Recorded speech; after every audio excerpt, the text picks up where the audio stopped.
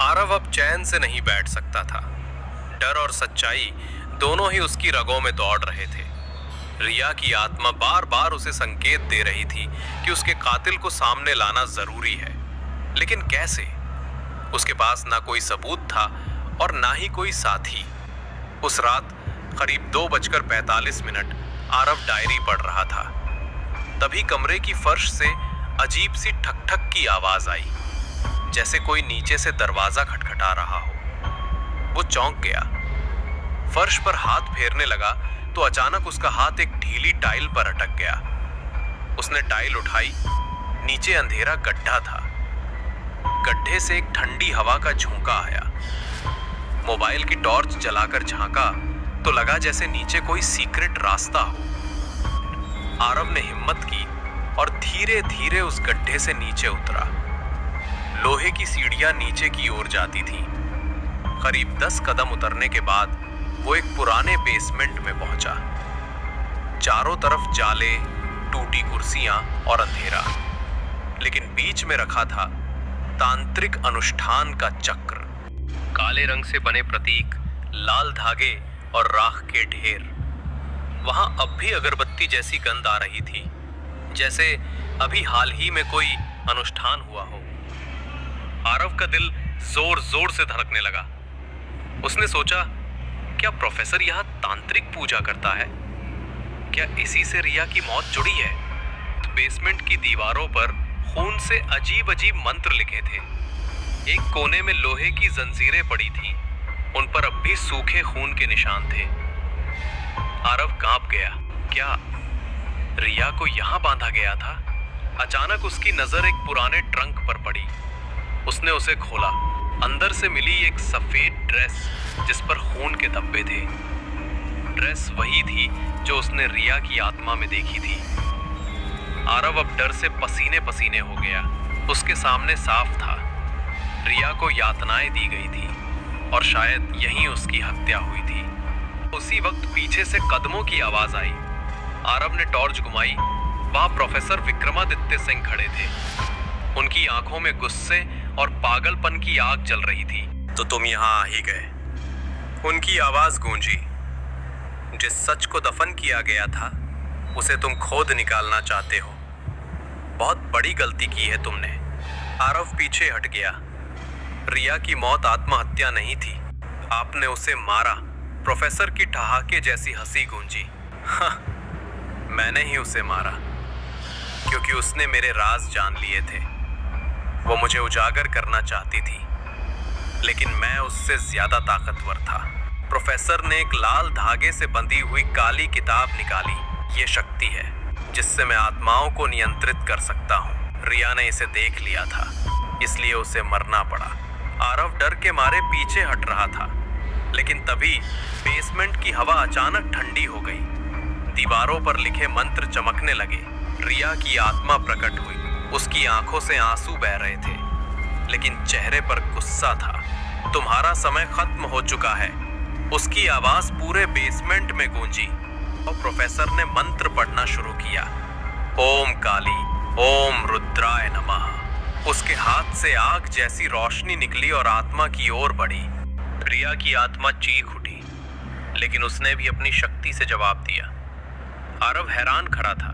एक तरफ इंसान, दूसरी तरफ आत्मा, और दोनों के बीच चल रही थी जिंदगी और मौत की जंग। आरव को याद आया, डायरी में लिखा था, अगर मेरा सच उजागर करना है तो मेरी आखिरी याद को जलाना होगा। उसने तुरंत वो खून से सनी सफेद ड्रेस उठाई और आग लगा दी। जैसे ही ड्रेस जली, रिया की आत्मा अचानक और ताकतवर हो गई। उसने प्रोफेसर को जमीन पर गिरा दिया। प्रोफेसर की चीखें बेसमेंट में गूंजने लगी। नहीं, मुझे मत मारो। लेकिन रिया की आत्मा बोली, तुमने मेरी जिंदगी छीनी, अब तेरा अंत होगा। और फिर अचानक सब कुछ शांत हो गया। अगली सुबह आरव बेसमेंट से किसी तरह बाहर निकला। सुबह हॉस्टल में खबर फैली, प्रोफेसर विक्रमादित्य सिंह अचानक गायब हो गए हैं। कोई नहीं जानता वो कहाँ गए, लेकिन आरव जानता था उनका अंत हो चुका है। प्रोफेसर विक्रमादित्य के गायब होने के बाद हॉस्टल में हलचल मच गई। छात्र खुश थे कि अब अजीब घटनाएं रुक जाएंगी। वार्डन ने भी राहत की सांस ली और कहा, अब कोई खतरा नहीं, सब नॉर्मल हो जाएगा। लेकिन आरव जानता था सब कुछ इतना आसान नहीं है, क्योंकि जब वो बेसमेंट से बाहर आया था तब उसने एक अजीब बात नोटिस की थी। प्रोफेसर के गायब होने के बाद भी वहां वो काली किताब पड़ी हुई थी। वो किताब उसने छूने की हिम्मत नहीं की थी। कुछ दिनों तक सब शांति रही, लेकिन फिर रात के समय कमरा नंबर 13 से फिर वही ठक ठक और चीखों की आवाजें आने लगी। छात्र एक एक कर हॉस्टल छोड़ने लगे। वार्डन ने मजबूर होकर कमरा नंबर 13 को हमेशा के लिए बंद कर दिया। लेकिन अजीब बात यह थी कि आवाजें बंद कमरे के बावजूद सुनाई देती थी। एक रात आरव को अजीब सपना आया। वो बेसमेंट में खड़ा था, सामने वही काली किताब थी। किताब अपने आप खुल गई और उसमें से लाल रोशनी निकली। फिर एक परछाई दिखाई दी, प्रोफेसर विक्रमादित्य की। वो हंस रहा था। तुम समझे मैं खत्म हो गया? मैं कभी खत्म नहीं हो सकता जब तक ये किताब मौजूद है। आरव चीख कर उठ बैठा। उसका शरीर पसीने से भीग गया था। अगले दिन आरव को आईने में रिया की परछाई दिखी। उसने धीरे से कहा, मेरी मुक्ति अधूरी है। जब तक वो किताब नष्ट नहीं होगी तब तक उसका श्राप जिंदा रहेगा। आरव ने पूछा, लेकिन कैसे? वो किताब इतनी शक्तिशाली है। रिया बोली, उस किताब को जलाना आसान नहीं, उसे सिर्फ पवित्र अग्नि में जलाया जा सकता है, और वो मिलेगी शमशान घाट की चिताओं से। इतना कहकर आत्मा गायब हो गई। पर आरव ने हिम्मत जुटाई और उस काली किताब को बेसमेंट से उठाया। किताब छूते ही उसके हाथ जलने लगे, जैसे किसी ने अंगार पकड़ लिया हो। वो सीधा शहर के बाहर वाले पुराने शमशान घाट पहुंचा। रात का समय था। चारों ओर सन्नाटा, सिर्फ हवा की सीटी और दूर कहीं जलती चिताएं। आरव ने किताब को आग में डालने की कोशिश की, लेकिन किताब अपने आप हवा में उठ गई और तेज आवाज में बोली, मुझे कोई नहीं जला सकता, मैं अमर हूं। आरव कांप गया। तभी अचानक उसके सामने प्रोफेसर विक्रमादित्य की आत्मा प्रकट हुई। वो पहले से भी ज्यादा डरावना लग रहा था। उसकी आंखों से लाल रोशनी निकल रही थी और चेहरा जले हुए कोयले जैसा काला। तुम मुझे खत्म नहीं कर सकते लड़के। मैंने अपनी आत्मा इस किताब में बांध दी है। जब तक ये किताब है मैं भी हूं। आरव अब समझ गया, असल जंग अभी बाकी है। उसी वक्त अचानक रिया की आत्मा प्रकट हुई। उसने आरव की ओर देखा और बोली, डरना मत, आज सब खत्म होगा। रिया और प्रोफेसर की आत्मा आमने सामने आ गई। आकाश में बिजली कड़की, हवा तूफान जैसी चलने लगी। दोनों आत्माएं टकराईं, एक तरफ न्याय, दूसरी तरफ बुराई। आरव आग के पास खड़ा था, हाथ में वो काली किताब ली। अब उसका फैसला ही सब कुछ तय करने वाला था। आत्माओं का युद्ध शमशान घाट की रात हवा में राख उड़ रही थी। रिया की आत्मा और प्रोफेसर विक्रमादित्य की आत्मा आमने सामने थी। रिया चिल्लाई, तूने मेरी जिंदगी जी, अब मैं तुझे चैन से नहीं जीने दूंगी।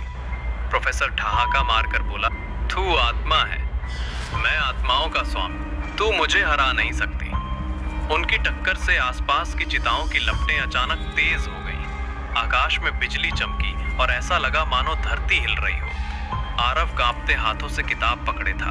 किताब अपने आप खुली और उसमें से लाल धुआं निकला। हर पन्ने पर भयानक चित्र और रक्त से लिखे मंत्र चमकने लगे।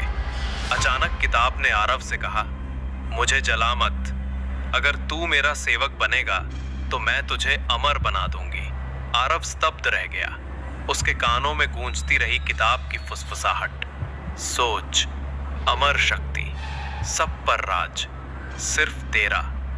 लेकिन तभी रिया की आत्मा ने चिल्लाकर कहा, आरव, धोखा मत खाना, यही किताब मेरी मौत का कारण बनी थी। अचानक प्रोफेसर गरजा, रिया, तुझे लगता है मैंने तुझे अकेले मारा? नहीं, आरव का हॉस्टल भी इस खेल में शामिल है। वार्डन और कई लोग इस शक्ति के भूखे थे। तूने सब देख लिया था, इसलिए तुझे खत्म करना पड़ा। आरव ये सुनकर हिल गया। क्या वार्डन भी इसमें शामिल है? रिया की आत्मा रोते हुए बोली, हाँ, वो सब जानता था। उसने ही मुझे कमरे नंबर 13 में अकेला भेजा था ताकि प्रोफेसर मुझे पकड़ सके। अचानक पीछे से कदमों की आहट आई। आरव ने पलटकर देखा, वार्डन वहीं खड़ा था, हाथ में तांत्रिक माला और आंखों में पागलपन। हाँ, मैं ही था, और आज मैं ये किताब वापस लेने आया हूँ। उसकी आवाज ठंडी और भयानक थी। प्रोफेसर तो मोहरा था, असली खेल हमेशा मेरा था। आरव के पैरों तले जमीन खिसक गई, यानी असली खलनायक वार्डन था। वार्डन ने मंत्र पढ़ना शुरू किया, ओम काल भैरवाय नमः। किताब हवा में घूमने लगी और लाल रोशनी से पूरा शमशान जलने लगा। रिया की आत्मा कमजोर पड़ने लगी। प्रोफेसर की आत्मा भी वार्डन की ओर झुकने लगी, मानो वही उसका असली मालिक हो। आरव अब समझ गया, अगर अभी कुछ नहीं किया तो किताब हमेशा के लिए वार्डन के हाथ में चली जाएगी। आरव ने गहरी सांस ली। उसने किताब को कसकर पकड़ा और आग की ओर बढ़ा। किताब जोर जोर से चिल्लाने लगी, नहीं, अगर तूने मुझे जलाया तो तू भी खत्म हो जाएगा। वार्डन गरजा, रुक जा, अगर किताब जली तो तेरी आत्मा भी कभी शांति नहीं पाएगी। आरव की आंखों में आंसू थे। उसने रिया की ओर देखा। रिया की आत्मा मुस्कुरा रही थी, अगर तू सच का साथ देगा तो चमत्कार होगा। आरव ने बिना सोचे किताब को जलती चिता में फेंक दिया। किताब ने भयानक चीख निकाली, जैसे हजारों आत्माएं एक साथ तड़प रही हों। लपटें आसमान तक पहुंच गई। वार्डन चीखता हुआ आग की तरफ भागा, लेकिन लपटों ने उसे अपनी चपेट में ले लिया। वो राख बनकर गिर पड़ा। प्रोफेसर की आत्मा भी चिल्लाई और राख में बदल गई। रिया की आत्मा शांत होकर आसमान की ओर रुकने लगी। उसकी आंखों से आंसू गिरते हुए चमक में बदल गए। धन्यवाद आरव, तूने मुझे मुक्ति दी। उसकी आवाज धीरे धीरे गायब हो गई। अचानक शमशान की हवा बदल गई। ठंडी हवाएं बहने लगी। राख साफ हो गई और माहौल शांत हो गया। आरव हैरान था कि वो जिंदा है, लेकिन उसके हाथ में कुछ चमक रहा था। किताब की राख से बना हुआ एक पवित्र तावीज। उसे समझ आ गया, रिया ने जाते जाते उसे बुराई से बचाने का वरदान दिया है। रिया की आत्मा के जाने के बाद शमशान घाट में सन्नाटा छा गया। आरव की मुट्ठी में चमकता हुआ पवित्र तावीज था। उसे महसूस हो रहा था कि उसके शरीर में नई ऊर्जा दौड़ रही है, लेकिन उस ऊर्जा के साथ साथ एक अजीब सा बोझ भी था, मानो तावीज उसके कानों में फुसफुसा रहा हो, तू अब चुना हुआ है, लेकिन क्या तू इस जिम्मेदारी को उठा पाएगा? अगली सुबह आरव हॉस्टल लौटा। छात्रों को लगा कि अब सब खतरा खत्म हो गया है। वार्डन गायब था, प्रोफेसर की भी कोई खबर नहीं थी। वार्डन की जगह नया वार्डन आया और उसने कहा, कमरा नंबर 13 अब हमेशा के लिए बंद रहेगा। सब राहत महसूस कर रहे थे, लेकिन आरव की आंखों में शांति नहीं थी। उसे अब भी वो सब याद था, किताब की चीखें, प्रोफेसर की आत्मा और रिया की यातना। रात जब सब सो रहे थे, हॉस्टल में अचानक बिजली चली गई। आरव के कमरे की खिड़की अपने आप खुल गई। ठंडी हवा अंदर आई और तावीज अपने आप चमकने लगा। आरव घबराकर बोला, कौन है? तभी उसके सामने एक औरत की परछाई आई, लेकिन वो रिया नहीं थी। उसने धीमी आवाज में कहा, धन्यवाद, तुमने मुझे भी मुक्ति दी। मैं उस किताब में फंसी हुई दूसरी आत्मा थी। आरव सन्न रह गया, यानी किताब में सिर्फ रिया ही नहीं बल्कि और भी आत्माएं कैद थीं। वो परछाई बोली, तावीज सिर्फ सुरक्षा के लिए नहीं है, इसमें उन सभी आत्माओं की शक्ति है जिन्हें उस किताब से मुक्त किया गया। अब ये तुम्हारे पास है। आरव ने कांपते हुए पूछा, मतलब मैं अब उनकी शक्ति का मालिक हूँ? आवाज गूंजी, हाँ, लेकिन याद रखो, शक्ति का इस्तेमाल गलत किया तो वही आत्माएं तुम्हें निगल जाएंगी। अचानक तावीज और तेज चमकने लगा। आरव को उसमें प्रोफेसर विक्रमादित्य का चेहरा दिखा। वो हंस रहा था। तूने सोचा मैं खत्म हो गया? नहीं, मैं इस तावीज के भीतर अब भी मौजूद हूँ। आरव का खून जम गया, यानी प्रोफेसर की आत्मा पूरी तरह नष्ट नहीं हुई थी बल्कि तावीज में कैद हो गई थी। आरव खिड़की की ओर देखता रहा। उसके सामने दो रास्ते थे, एक तावीज को संभाल कर रखना और उसमें मौजूद आत्माओं की शक्ति का इस्तेमाल करना, दो या फिर इसे भी किसी तरह नष्ट करके बुराई को हमेशा के लिए खत्म करना।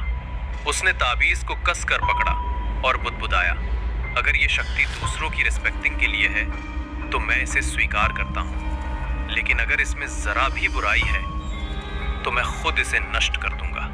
ताबीज अचानक शांत हो गया, जैसे उसने आरव का निर्णय मान लिया हो। सुबह हॉस्टल में खबर फैली कि कमरा नंबर 13 से अब कभी कोई आवाज नहीं आई। छात्र धीरे धीरे अपनी जिंदगी में लौट गए। लेकिन आरव अब पहले जैसा नहीं रहा। वो ताबीज हमेशा अपनी गर्दन में पहने रहता।